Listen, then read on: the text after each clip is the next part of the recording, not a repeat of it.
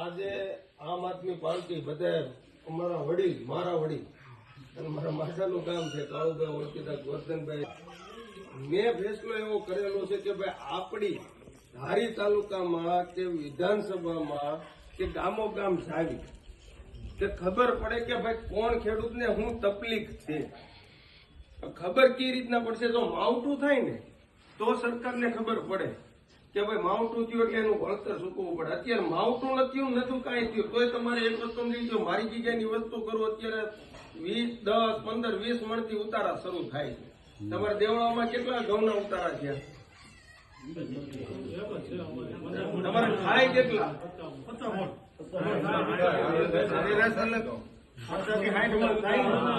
હવે ઈ એવરેજ ઘટી એ સરકાર જોવાની એવું કે ઉપર ચોપડામાં નહીં ભાઈ. દેવળા ધારી તાલુકાના કે દેવળા ગામમાં કમ્પ્લેટ ઉતારા બેઠા. ઈ એને નથી ખબર કે હકીકત ગામની શું પરિસ્થિતિ છે. અને અમે અત્યારે ચૂંટણી પ્રસાર કે કોઈ એવું કરવા નથી આવ્યા. અમારો ખાલી એટલે એજન્ડા છે અમારી આમ આદમી પહેલ ધારી તાલુકાની ટીમનો કે ભાઈ અમે ગામો ગામ 50 ખેડૂતને મળવી. અમારે 100 ખેડૂતે નથી કરવું. અમારે તમતર નથી મત માંગવા. તમતર તમને મોજ પડે તો મત દઈ ગયો નકર નો દે. આ કોઈ તમતર કોઈને પ્રેશર નથી મારતા. પણ અમે તમને ખાલી એટલી રજૂઆત કરવા આવ્યા છીએ કે મત ટાણે જો આ ભાજપ સરકાર, કોંગ્રેસ સરકાર તમારી પાસે મત માંગવા આવતી હોય તો અહીંયા તમને પગે પડતી હોય તો તમારો અધિકાર છે. તેથી તમારે એમ બોલવું પડે કે તેથી ક્યાં જાવ છો કે અમારા ખેડૂતને ઘઉં નથી ઉતરતા, ધાણા નથી ઉતરતા, ઝીણા નથી ઉતરતા. કોઈ બોલે છે આપણામાંથી કે હું કેવું રાવણ ખાનના દીકરા છે? કોઈ આપણામાં ભૂલ છે ગોરધનભાઈ. બીજાનો વાક કાઢવાથી અત્યારે કઈ થાય એમ નથી, પણ તકલીફ આપણામાં છે કે આપણે એને બોલી નથી શકતા. બાકી એક વસ્તુ સમજી લો, સમાજ સેવા કરવી હોય કોઈ પણ રાજનેતા આવે, હું તમારે જવાબદારી લઉં છું દેવળામાંથી કે કોઈ પણ આમ આદમી પાર્ટીનો નેતા આવે અહીંયા કાર્યકર્તા, હા અમારી પાસે ભાષણ કે ઇનોવા કાર કે એવું લઈને નહીં આવે. અમે તમને ગાંઠિયા નહીં ખવડાવી ભાઈ, અમે તમને સહાય નહીં પાવી. પણ એક આદો એક ફેરું ભરોસો મૂકીને આમ આદમી પાર્ટીના કોઈ પણ કાર્યકર્તા અહીંયા લડવા આવે સામાન્ય એને જીતાડજો. હા ભલે એ સામાન્ય કાર્યકર્તા હોય તો તમને એટલો હું વિશ્વાસ દઉં છું કે તમારે આડે એ ઉભો હોય છે ગમે મામલા. અત્યારે ખેડૂતને કામ શું હોય? આપણે કાયદેસર અત્યારે ગામડાઓને કામ હોય કે આધાર કાર્ડ સુધારવાનું હોય કે આ ચૂંટણી કાર્ડ હોય, મોટું કઈક દાખલા મામલતદારમાં કઢાવવાના હોય, બીજું જ કામ ન હોય ને. આપણે કે 307 માં કઈ ઘૂસતા કોઈને મારવા ગયા ન હોય, નકર હાઈકોર્ટમાં આપણે જવું પડે કાળુભાઈ. તો આપણે એક વસ્તુ સમજી લો, એટલું કામ હું તમને એમ કહું, હું કહું એમ નહીં, વિસાવદરમાં જઈને તમે પૂછો, અમારું નહીં. તમારા વિસાવદરમાં સંબંધિત રહેતા હોય ને, તમે ત્યાં જઈને ફોન કરીને પૂછો કે વિસાવદર અત્યારે ગોપાલભાઈ ઇટાલિયાની કાર્યકલાએ કોઈ અત્યારે વિસાવદરના જનતાએ કોઈ મામલતદારમાં નથી જતું નથી, લોકો પીડબ્લ્યુ સાહેબની ઓફિસમાં ચેમ્બરમાં પગ મૂકશે. કેમ કે ન્યાય રિવાજ એવો કરી નાખ્યો કે સાહેબની ઓફિસમાં જવાનું, તમારે આધાર કાર્ડ સુધારવું હોય તો તમારો ફોટો અહીંયા ડોક્યુમેન્ટ કે એ દી આવવાના, સાહેબની ઓફિસ છે અને તમારો નંબર લઈને લખાઈને દી આવવાનો, અને એ ફોન કરે કે ભાઈ સાહેબ તમારું નામ સુધરાઈ ગયું છે, તમે અહીંથી લઈ જાઓ કાગળ. આપણે સુવિધા શું જોતી હોય? બાકી ખેડૂત સવી આપણે ખબર છે અત્યારે લઈને ભોગવતા. આપણે ટુ વ્હીલ હાઈકે જતા, નાળામાંથી ટાંકીએ પાણી હોય તોય હાઈકે જતા. એ દિવસો તો આપણે ભૂલ્યા નથી. અને અત્યારે આપણે આ રોડ બન્યા છે એ તમને ખબર કેવા રોડ બને છે. આજ બનાવો ને કાલે વર પાટા મારો એટલે ઢેફલા હારે કાઢે. એટલે અમારું ભાગ્યશાળી અમે કહેવાય કે ભાઈ કાળુભાઈ જેવા, પ્રતાપભાઈ જેવા, ગોરધનભાઈ, મનીષભાઈ, સુરેશભાઈ, લાલભાઈ, આ બધા અમારા સુરેશભાઈ બધા નાના કાર્યકર્તા છે. અમારું તો એક ધ્યેય છે ભાઈ ખેડૂત એટલે અમે આવી. અમારા મતે તો કાલ હવાર મારે ઠેસર રાખવાનું. આ તો હું 2-3 કલાક સમય કાઢીને આપણે જનતા પાસે જાય ભાઈ તકલીફ કઈક હળવી થાય તો. મનમાં તકલીફ બધાને બેઠી છે આમ હવાની, કોકને દાળિયા નહીં મળ્યા હોય કોઈને. પણ અમારો તો ધ્યેય એટલો છે ખાલી કે દેવળાના ખાલી 20 ખેડૂતને મગજમાં બે ને કે ભાઈ આ તંત્ર હું હાકે તોય અમારા માટે આ મીટિંગ સક્સેસ જાય. ગોરધનભાઈ ખોટી વાત નથી ભાઈ. અને એક વસ્તુ સમજી લીધો કે અત્યાર લગીનમાં આપણે જેને વાયદા દીધા 30 વર્ષથી આપણે બટન ગોદાવ્યા રાખ્યું કળો કમલ મેં ગોતાવ્યું છે તમે ગોતાવ્યું છે એમાં આપણે કોઈ બાકાત નથી.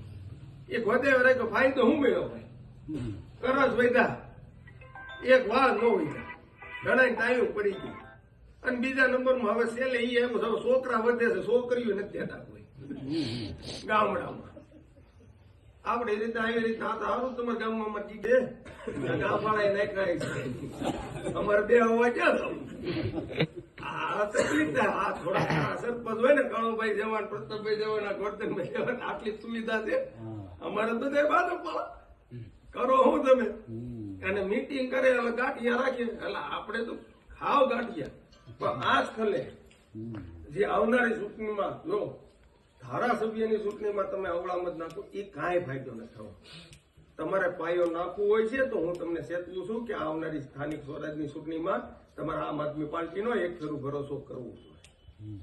અને બાકી ભાજપ વાળાને હું કહેવા માંગુ છું કે આવનારી એને જ્યાં થોડું એક વસ્તુ સમજી લો અત્યારે જે મોટા મોટા નેતા છે એ આ ખાલી પીળા ખેસથી બીતા હોય તો તમને તો આપને ખ્યાલ આવે ને કે હું કામ દિવે છે કે નહીં આમ આદમી પાર્ટીથી ભાજપ વાળા તમે કયો હોય એવું કહેજો કાળુભાઈ ફંડો નાખીને આમ જાવ ને મામલતદારમાં તો સાહેબ એમ કે ભાઈ ઓલાને આવો હોય તો નીકળી આગળ મત છે અમારી પાસે હું ત્યાં જઈને કેસ નાખીને બેસી જવા અને અમારે ભેગા એવો કાર્ય કરતા છે હાલો ભાઈ બેહો બીજું હું કામ ન થાય તો એટલે આ હવે આપણે જોવું જોઈએ. બાકી હવે આપણી બરબાદીનું કારણ આનથી વધારે હવે કઈ થાય શકે એમ નથી.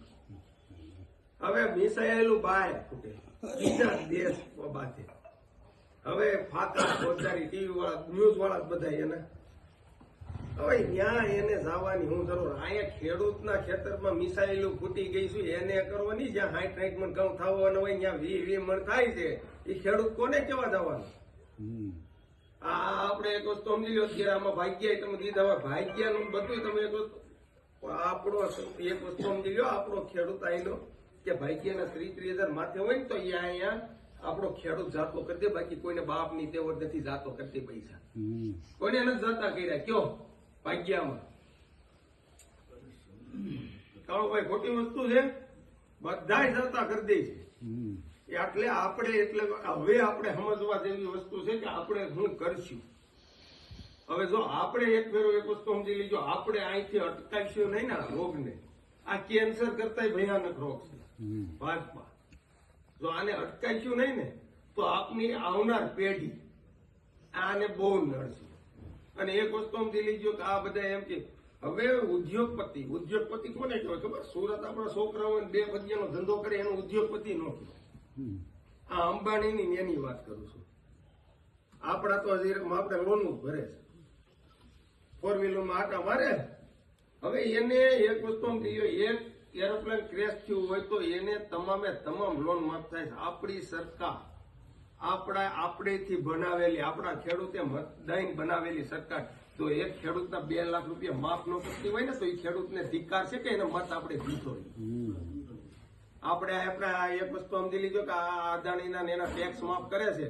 હવે ખાલી 2,200 કરોડ રૂપિયા કહું તો આપણા ખેડૂતના 2 લાખના પાક ધિરાણ માફ થાય. કર્યું કહી દે એને માઇકમાં ભાષણ દીધું ન કરે ખબર છે એને બાપનો આ સરકાર ખેડૂતને આગળ લાવીશું તો આ ખેડૂત અત્યારે સરકારને બીકી છે કે ખેડૂત જો ધારે તો આ સરકારને પાડી જાય. એટલે આપણે સરકાર સમજી ગઈ કે ખેડૂતને એમને સ્થિતિમાં રાખો, નહીં હલાવો નહીં માઇનસ નાખો, નકર આ પાડી દે. એટલે હવે આપણે જોવાનું છે. અને હું વિનંતી કરું છું અત્યારે 2-3 તમારા ગોરધનભાઈ ગામના, હું એમ નથી કહેતો કે આપણે ચડાવવાના, પણ તમે આવી ઉભા થઈને એક જણો એમ બોલો કે ભાઈ મારા ખેતરમાં આટલું ઉત્પાદન આવવાનું હતું, ભાઈ અમારે આવ્યું છે. જો અમારથી તમારું 2% જો ફાયદો થાય તો અમે એવો પ્રયત્ન કરશું. તો 2 શબ્દ તમે ખેડૂત કાળુભાઈ તમારા જેવા બોલશે ને